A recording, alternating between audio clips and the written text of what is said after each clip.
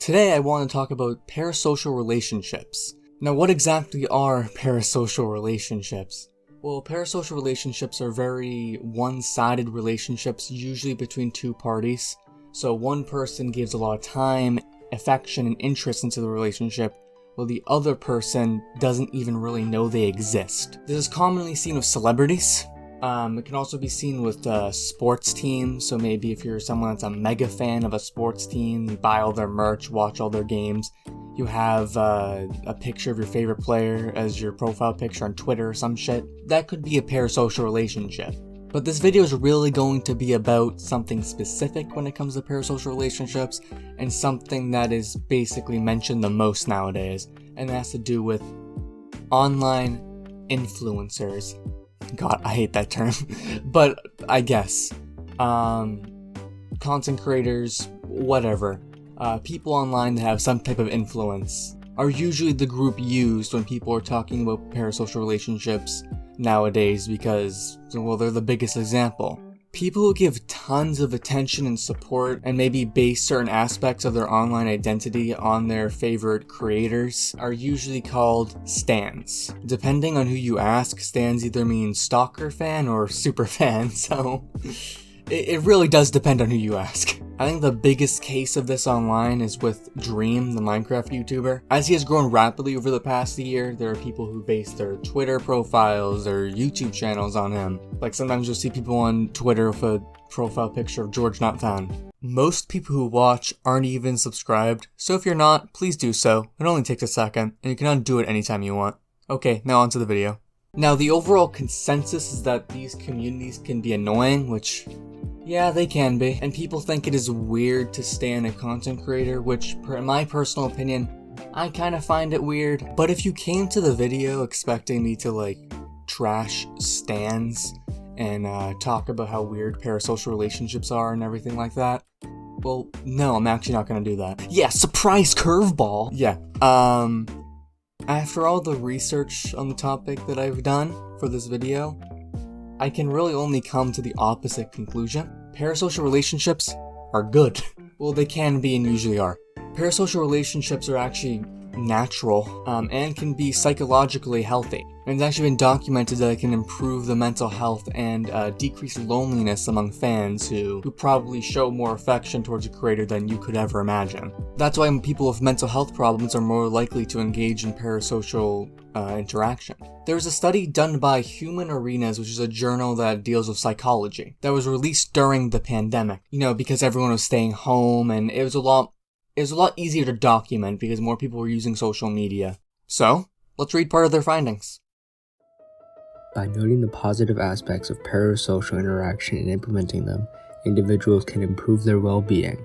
For instance, while parasocial interaction should not replace real relationships, the behavior can supplement them by filling social needs and decreasing loneliness. Considering the two comprehensive reviews of PSI research and a first-hand look at the last 20 years of literature relevant to this paper, it is clear that research into parasocial processes is worthy of continued study.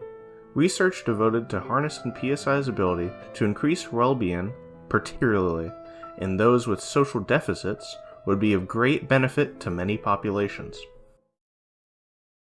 This doesn't mean the study said that there are no bad aspects of parasocial relationships at all. But it does give the impression that the good generally does outweigh the bad in most circumstances. Now, a relatively small amount of the time, they can lead to negative effects such as lower social interaction with people you know in real life, anger, irritation, but this doesn't seem to be something that is actually inherent to parasocial relationships. Obviously, anything going too far is bad, but that doesn't necessarily mean that what they're doing is always bad. Like, drinking too much water is bad for your health doesn't mean water is bad for you. I want to cover a video Dream made on a second channel about stans, looping back to Dream stans. He gives a defense of their behavior overall, and a defense of parasocial relationships. There's a few things that stans are generally known for. They usually have their profile picture as a picture of their favorite creator, their social media names might involve that creator, and they generally tweet a lot or keep close update on what their favorite creators are doing. Now, a lot of people use this to say that stans are obsessive and that it's gross or stalker behavior. And I mean, of course, there's a small subset of actual stalker fans that do things that I wouldn't like or that are creepy, but that's not stans as a whole. The group of people that call themselves dream stans, or stans of any creator, are just extremely enthusiastic fans. I'm a big football fan, and when I was younger I had posters, I had shoes, I had jerseys of my favorite players. I watched all the behind the scenes videos, I watched all their games. My profile picture on Twitter was my favorite player waving the flag of my favorite team. And I looked up to a lot of players, and most importantly, I loved talking to other people about my favorite team, especially people who also loved that team because we could talk for hours. And I know almost every sports fan can relate to this, or even currently does it. But does it sound